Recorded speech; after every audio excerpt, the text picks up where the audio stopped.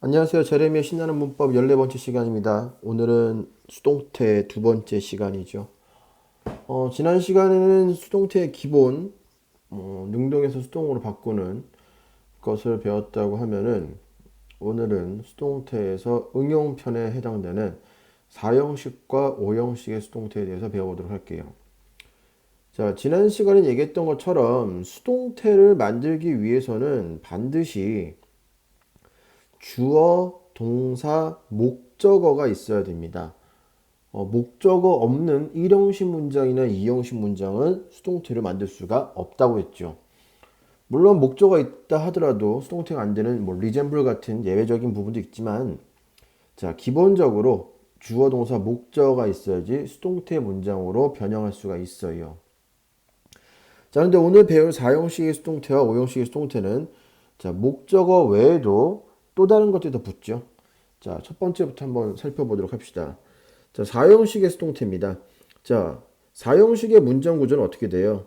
주어, 동사, 간목, 직목이죠. 나는 주었다 그녀에게 선물을. 자, 이렇게 목적어가 두 개입니다. 자, 이렇게 목적어가 두 개인 4형식의 수동태는 당연히 두 개를 크로스해서 주어로 만들 수가 있겠죠. 그 첫 번째가 간접 목적어를 크로스했어요. 자, her라는 간접 목적어를 크로스해서 주어 she를 만들고요. 자, was given.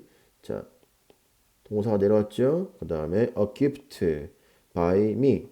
자, she was given a gift by me. 이렇게 간접 목적어를 주어로 해서 수동태를 만들 수가 있습니다. 자, 반면에 이번엔 a gift라는 직접 목적어를 사용해서 수동태 만들면 a gift 똑같이 was given. 자, 이번엔 조심해야 될 게 간접 목적어 앞에 her 앞에 전치사 뭐가 붙었다? 네, to가 붙었어요. 그래서 a gift was given to her by me가 됩니다. 그래서 직접 목적어를 주어로 수동태를 만들 때는 간접 목적어 앞에 전치사가 붙는데 이 전치사는 어디서 튀어나온 거냐? 자, 예전에 우리 문장 형식할 때 배웠죠. 4형식 문장에서 3형식 문장으로 변형할 때 기억나요? 그때 필요했던 전치사가 뭐였어요? 자, to, for, of 이 세 가지가 있었죠. 자, 다시 한번 복습해 보면은 of는 무슨 동사? 네, ask가 있었죠. 자, for는 뭐였어요? buy, make, find, choose, get 등이 있었죠. 자, 이것 뺀 나머지가 다 뭐였다? to였다. 자, 이 전치사를 기억해둬야지 4형식 수동태에서 특히 직접 목적어를 주어로 했을 때, 크로스 했을 때 전치사 뭘 붙이는지 알 수 있겠죠. 자, 꼭 알아두셔야 합니다. 자, 한 문장만 더 볼게요. 자, I made her a toy. 자, 나는 만들어줬다 그녀에게 장난감을 이라고 했죠. 자, 이번에는 직접 목적어 먼저 볼게요. 자, 직접 목적어를 주어로 잡으니까 a toy was made. 자, 이번엔 뭐가 붙었다? 네, for her가 붙었죠. by me. 그래서 장난감을 만들었다 그녀에게, 나에 의해서 이 말이 되겠죠. 자, 왜 전치사 for가 붙었다? 금방 얘기했던 make는 전치사 for를 쓰니까요. 자, 그런데 여기서 조심해야 될 게 하나 있어요. 자, 이번에 간접 목적으로 한번 주어로 잡아볼게요. 자, 간접 목적어니까 her를 주어로 잡아서 she was made. 자, 잠깐. 한번 해석을 해보면은 아까 직접 목적어 때는 a toy was made. 장난감이 만들어졌다. 자, 말이 되죠. 그런데 간접 목적어 잡았을 경우는 she was made. 그녀가 만들어졌다. 자, 말이 안 되죠. 자, 만들어진 거는 장난감이지 그녀가 만들어진 건 아니겠죠. 그래서 이때 make라는 동사는 간접 목적어로 수동태를 만들 수가 없습니다. 자, 간편하게 얘기하면 이거예요. 아까 말했던 전치사 for를 쓰는 동사들 있죠. 뭐 buy, make, find, choose, get 같은 이런 동사들은요. 4형식의 수동태에서 간접 목적어를 주어로 해서 수동태를 만들 수가 없습니다. 자, 이게 아주 중요한 부분이에요. 자, 절대 수동태 그 중에서 간접 목적어를 사용해서는 만들 수가 없습니다. 아시겠죠? 자, 물론 이게 좀 더 깊게 들어가면 또 직접 목적으로 또 수동태를 만들 수 없는 동사들도 있고 많이 복잡해요. 하지만 중고등학생 정도의 수준이라고 하면은 간접 목적어를 쓸 수 없는 수동태. 지금 나온 뭐 buy, make, find, choose, get. 그 외에도 뭐 write라든가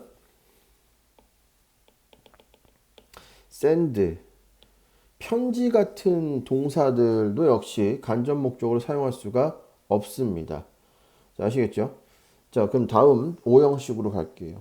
자, 오형식의 수동태는 매우 중요합니다. 특히 중3 학생들. 자, 오형식의 구조는 뭐였어요? 주어, 동사, 목적어, 목적격 보어가 되겠죠. 자, 우리는 부른다 그를 뭐라고? 톰이라고요. 항상 제가 강조하는 게 4형식과 5형식이었죠. 자, 5형식 목적격 보어.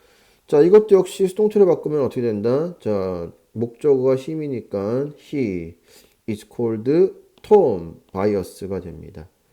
자, 이 위가 일로 왔으니까요. 자, 여기서 우리가 이제 4형식과 5형식 수동태를 배우는 가장 중요한 이유가 나옵니다.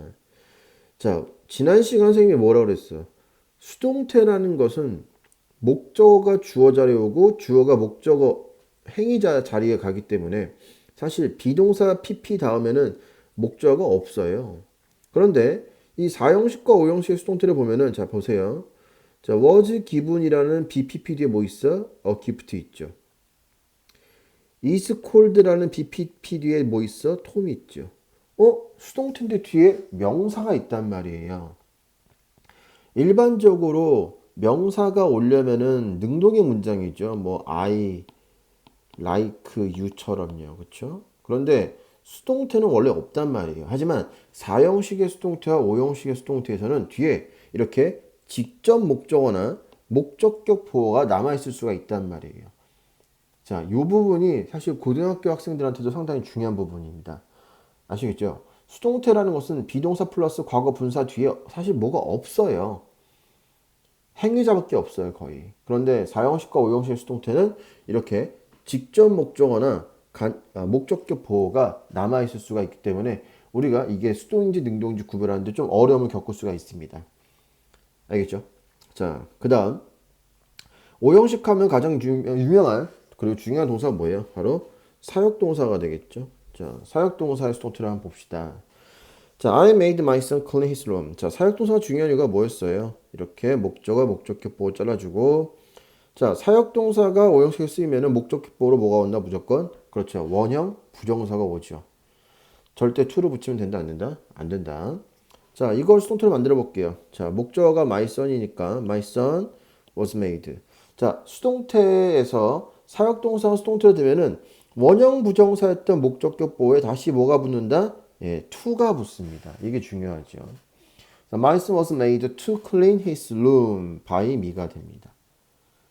자, 그래서 사역동사에서 가장 중요한 make가 수동태로 되면은 목적격 보호였던 원형이 뭐가 된다?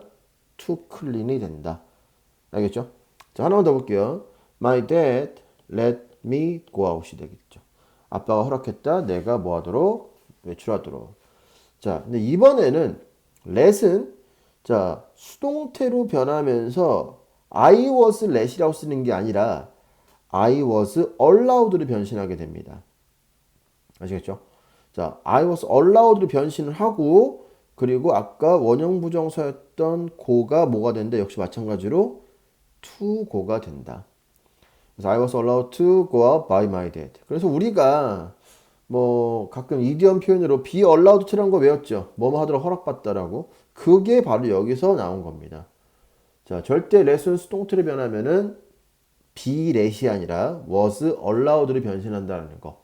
요게 중요합니다. 자, 그럼 have는 어디 있나요?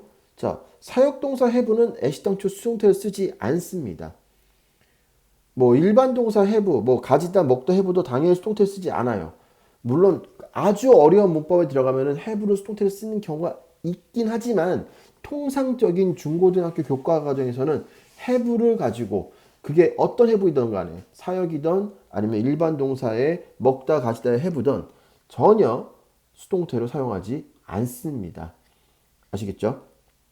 우리가 수동태를 쓰는 사역동사는 make와 let으로 사용합니다. 사실 let도 잘 나오진 않아요. make. 그 중에서 목적격보가 뭐가 붙는다? 수동태 되면은 to가 붙는다라는 것만 알고 계시면 됩니다. 자, 두 번째로 지각동사의 수동태가 있어요. 자, 사역동사와 더불어서 오형식에서 상당히 중요한 동사죠. 자, 보게 되면은 I 보았다, saw my dog bark. 자, 지각동사가 중요한 건 뭐였어요? 지각동사도 역시 사역동사와 마찬가지로 목적격 보호에 to가 붙는다, 안 붙는다? 그렇죠. 안 붙습니다. 하지만 지각동사는 목적어와 목적격 보호의 관계에 따라서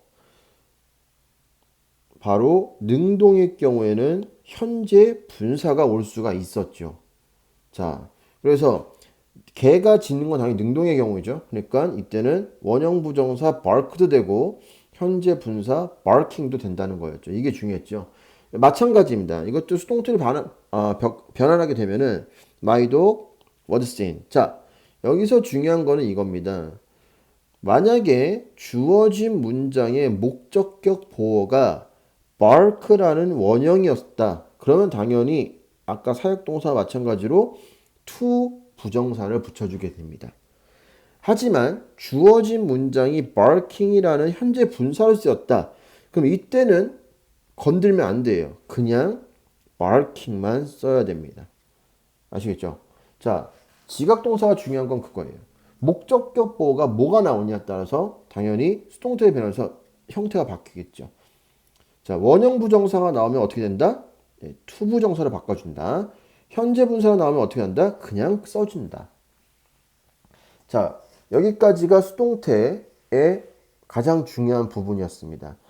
아까 얘기했던 것처럼 수동태 뒤에는 사실 목적어가 당연히 없어요. 목적어 없다는 얘기는 뭐야? 명사가 없어요, 원래는. 하지만 오늘 배운 4형식의 수동태나 5형식의 수동태처럼 이렇게 동사 뒤에도 이렇게 직접 목적어가 남아있는 경우나 그리고 목적격 보호가 이렇게 남아있는 경우가 있어요. 그럼에도 불구하고 이건 뭐다? 수동태 맞아요. 알겠죠? 그래서 우리가 수동태를 구별하는 데 있어서 목적어의 유무를 가지고 구별하는 게 물론 가장 중요하지만 해석도 반드시 동반되어야 됩니다. 아시겠죠? 자, 두 번째 중요한 게 뭐였다? 자, 아까 얘기했던 전치사 for를 쓰는 동사들 buy, make, find, choose, get 이런 동사들은 간접 목적어를 주어로 쓸 수 있다 없다? 없답니다.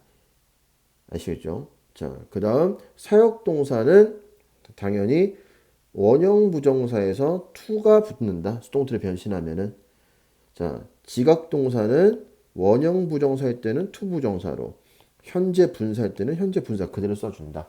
자, 이게 오늘의 가장 중요한 핵심 내용이었습니다. 자, 오늘 수업은 여기까지 하겠고요. 지금까지 수동태까지 총 14강까지 왔어요. 거의 대부분 중요한 문법들은 다 설명을 하고 있는데 혹시라도 또 잘 이해가 안 가는 문법이 있다 라는 부분이 있으면은 저에게 댓글 남겨주시면은 다음 주에 수업을 준비해 주도록 할게요. 그리고 고등학생 여러분들은 혹시 수능 특강 뭐 독해 연습 뭐 상관없이 혹시 문제를 풀다가 이 문제 좀 이해가 안 간다 라는 것이 있으면은 저에게 역시 마찬가지로 질문을 해주시면은 독해 영상도 제작을 해서 올려주도록 하겠습니다. 자, 끝까지 수업 들어주신 여러분 정말 감사하고요. 자, 좋아요와 구독, 알림 설정은 저에게 항상 큰 힘이 됩니다. 문법 어려워하지 말고요. 그렇다고 또 절대 외변해서도 안 됩니다. 문법은 모든 영어의 기초가 되니까요. 자, 끝까지 수업 들어주셔서 감사합니다. 다음 시간에 뵐게요.